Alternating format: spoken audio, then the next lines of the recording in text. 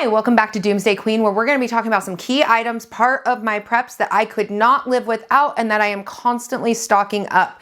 Today we're going to be talking about canning and what I store up as extras for the inevitable, whether it might be SHTF, World War III, or a recession, a depression, whatever you want to call it. I'm going to show you everything I stock up on. Right here we have my pressure canner. My pressure canner is amazing. There's no other words to describe this canner right here. This helps me can all my meats, all my low acidic foods, and I love it. Now, one day do I hope to have an all-American canner? Yes, but that's not yet. And I've had this for almost 2 decades. So extra items that I stock up on is the internal ring. I have purchased multiple internal rings for just in case this ring right here gets a snag, a tear, or anything that could disrupt the pressure canning process. So for me, that is a no-brainer right there, is having an extra ring for my Presto canner. Another one of my favorite preps is my water bath canner. I have had this for about 20 years. I also own my grandma's and my mom's water bath canner, and it doesn't have any special parts or needs to it. It does have a grade in the bottom, and yes, my pot is very rusted because it is very old, but it does an amazing job, and I think everybody should have a water bath canner in their preps.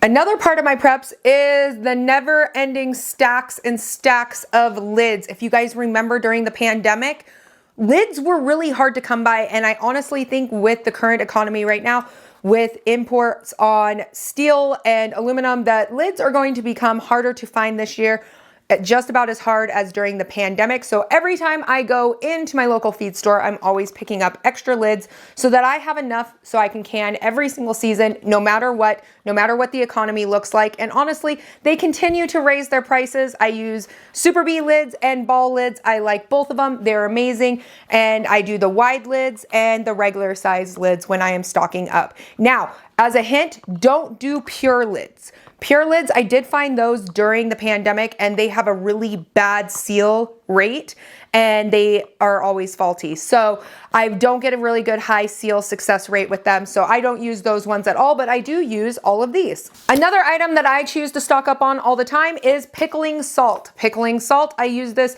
for all my pickles. You can see a lot of the pickles in the background. Pickling salt is an amazing way to preserve your food, and I like to keep it all stocked up just in case I cannot find it in the grocery stores. Another item I like to keep on hand is a lot of canning jars. When I say a lot of canning jars, I mean a lot. The reason why I like to keep canning jars is because you never know what is going to happen and what you will be preserving.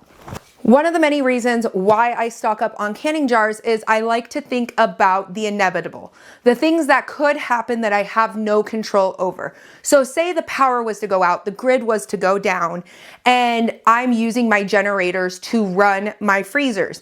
Now that might not always be the most optimal situation you want to have on hand, especially if it was a SHTF situation. Whether you're trying to discreetly hide the fact that you have power and all chaos is ensuing. So for us, I would like to unthaw all of my meat and start canning it right away, so I have the longest shelf life available for that meat, and I'm not worried about using some of my natural resources to keep those freezers and the fridges going. I want to preserve as much food as I can, and I have enough propane stocked up to be able to can all the meat that is inside my freezers. As we keep in mind about conserving our fuel, we'll want to also keep in mind on conserving our resources. Whether you have food that's stored in your freezer and you have gained a new skill set such as canning and preserving your food, you want to keep your fuel as a mindset. So for me, I like to keep a lot of propane stocked up so that I would have the ability to discreetly pressure can all of my meat if time was to tell and things took a horrible turn for the worse. Now, if it was a storm or anything along those lines, whether it's just like an average power outage, of course I'm going to run my generators and I'm not going to worry about preserving all the meat that I have stored away. But I want you guys to keep that in mind as you are prepping, to have a contingency for your contingency. And as always, stay aware, stay prepared, and always have your head on a swivel, and I will catch you on the next one.